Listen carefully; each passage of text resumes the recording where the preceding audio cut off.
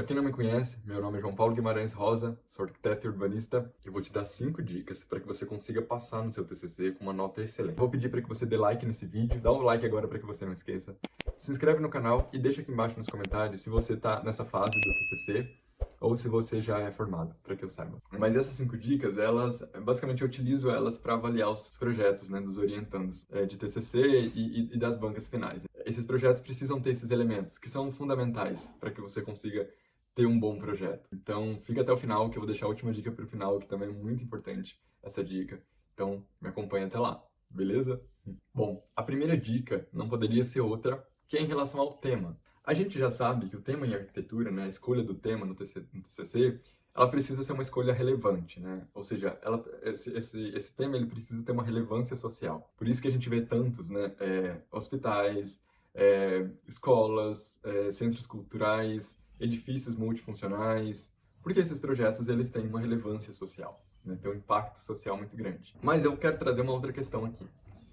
Para além disso, a gente pode pensar em um tema que tenha um grande impacto, além desse impacto social. Você pode escolher um tema que esteja em voga agora, né? Agora tem, né, nesse exato momento que eu estou gravando esse vídeo, tem 2 temas que estão em voga, infelizmente, né?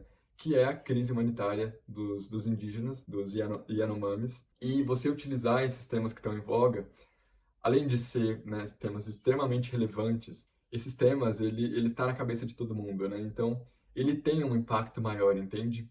O meu TCC mesmo, por exemplo, quando eu escolhi ele, ele estava muito em voga. Ainda está, infelizmente. Né? O meu tema do TCC foi um centro para refugiados, mas é um centro fixo mesmo, não é itinerante, né? Perdão, não é emergencial. E eu acho que isso é importante vocês considerarem. E, só que é um ponto importante também, você precisa gostar do tema, obviamente, né? Não é porque estão em voga que você necessariamente precisa escolher esse tema. A segunda dica é em relação ao terreno, é a escolha do terreno. Isso é uma coisa muito importante, gente, presta muita atenção nessa dica, porque é uma coisa que eu vejo as pessoas errando muito aqui.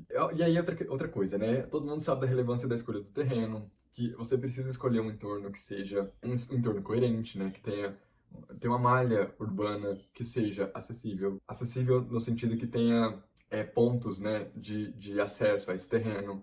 Tem todas essas questões que são importantes na hora de se escolher o terreno, mas eu não vou nem tocar nesse ponto, porque eu acho que também é uma coisa óbvia. Mas uma coisa que não é tão óbvia e que as pessoas fazem muito, cometem muito esse erro, e que na verdade é um grande tiro no pé, que é o seguinte: algumas pessoas acham que escolhendo um terreno que seja plano, ou seja, que seja livre de curvas, né, topográficas, né, de linhas topográficas, eles, portanto, terão mais facilidade para desenvolver o projeto. Isso pode ser um grande tiro no pé, gente, de verdade.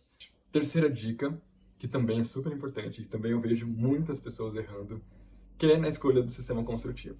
A escolha do sistema construtivo, ela é fundamental por 2 aspectos, né? Primeiro, a questão técnica, porque o que eu vejo muito nas bancas são pessoas utilizando um sistema convencional, ou seja, laje, pilar e viga, e geralmente vedação de bloco cerâmico. Bom, e aí vamos falar do primeiro ponto, que é a sustentabilidade. Quando a gente utiliza esse sistema tradicional, a gente tem que entender que o canteiro de obras, né, não só no decorrer, mas principalmente no pós-obra, esse canteiro vai ter muito entulho, né, vai ter muito resíduo. E aí, para a sustentabilidade, isso é um tiro no pé. Você vai estar contribuindo para a pegada de carbono, né, para o aumento da pegada de carbono. E aí é uma questão porque eu vejo muitos alunos que vão falar de sustentabilidade, até eles deixam um slide só para isso. Então eles utilizam estratégias como captação de águas fluviais, reuso de águas cinzas, né? Captação de energia solar, né, através das placas fotovoltaicas. Mas essas outras questões eles ignoram, né? Isso é o básico, gente. Não... E aí uma dica aqui, ó, vou abrir um parênteses aqui. Se o seu projeto tem uma placa solar, tem captação de água pluvial e águas cinzas, não significa que ele seja sustentável, tá? Isso, na verdade, hoje é o básico. Para um projeto de fato ser sustentável, ele tem que ir muito além disso, né? E ele tem que começar nas escolhas, né, do seu projeto. Então, isso é importante, a gente pensar nessas coisas, né? E trazer isso para o seu TCC, né? E isso tem que estar também muito bem representado no seu TCC, você tem que falar sobre isso. O outro ponto também que é importante, falando da questão da sustentabilidade, é a questão que a gente pode trazer para o conceito.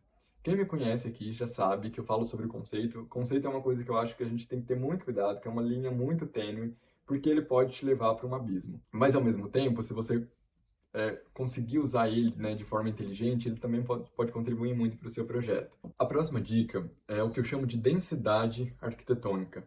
Né? O que seria isso, João? Densidade arquitetônica, basicamente, é você fazer uma síntese de tudo que você aprendeu na faculdade, fazer como se fosse um grande resumo. Né? O projeto, na verdade, é isso, né? É você colocar em prática os 5 anos, né, que você aprendeu, na prática ali, no projeto. Então, você vai imprimir, né, o que você aprendeu e entregar para essa banca. Você apresentar para a banca esse projeto que seja denso, rico em conteúdo. Então, por exemplo, que o seu projeto ele seja responsivo a todas as condicionantes, para que o seu projeto, né, e quando a gente fala de condicionantes, esteja respondendo às questões bioclimáticas, à zona bioclimática, para que você consiga resolver todas as questões, né, passivas do projeto, então ventilação, iluminação, para que você dê resposta a isso, né, ao entorno, à questão estrutural, né, a gente estuda estrutura na faculdade, então você precisa, até né, do exemplo anterior, você precisa dar uma resposta para essa questão da estrutura, né, então se você propõe um grande vão, aquele edifício ele tem que parar em pé, aquilo tem que estar bem solucionado, né.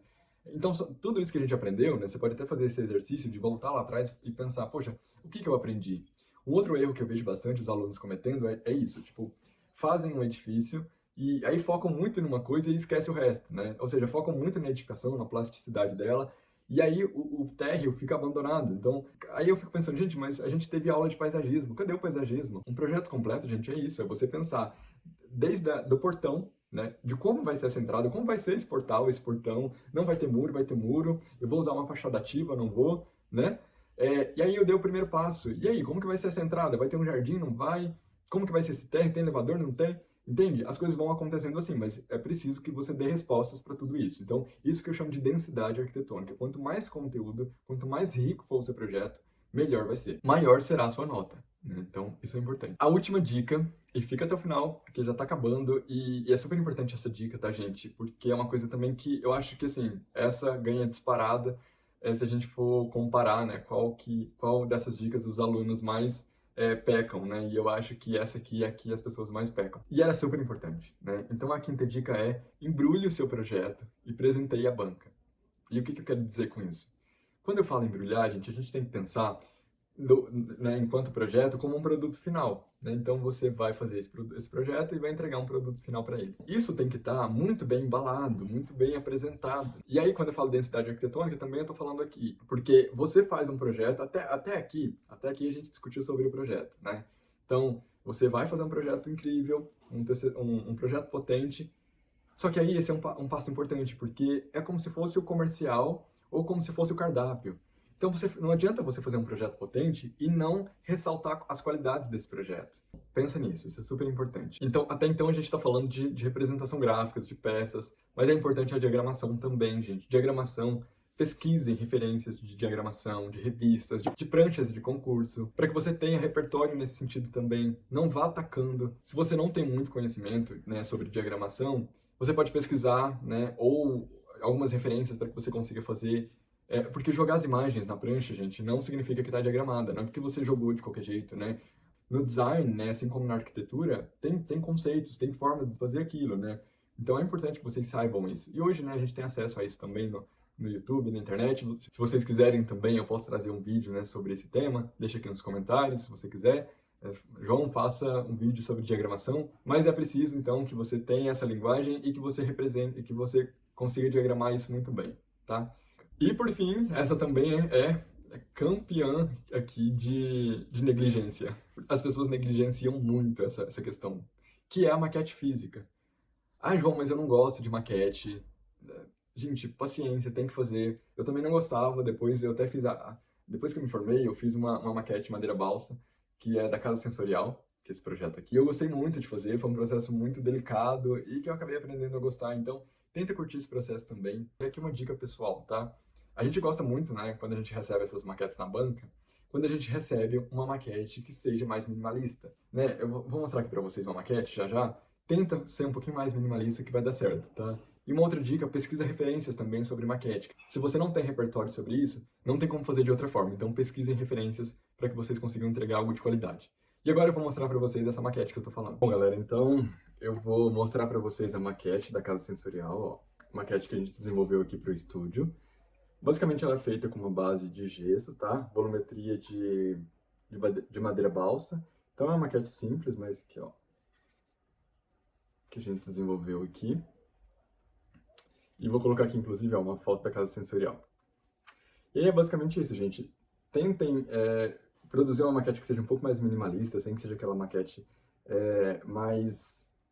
Sabe aquela maquete com algodão, aquelas coisas, né? Uma maquete mais caricata? Tenta evitar um pouquinho isso. Pode fazer uma base um pouquinho mais colorida, pode usar um pigmento. Se você quiser fazer, né, com concreto ou até mesmo com gesso, ou se quiser fazer mesmo com papelão ou com papel paraná, enfim, seja lá qual material você escolher, seja estratégico também, né, precisa carregar isso, né, e às vezes essa não seja a melhor opção para você, e também que seja um material fácil de manuseio, né, porque essa fase do TCC é complicada. Mas levem isso em consideração, planejem muito sobre isso, tá?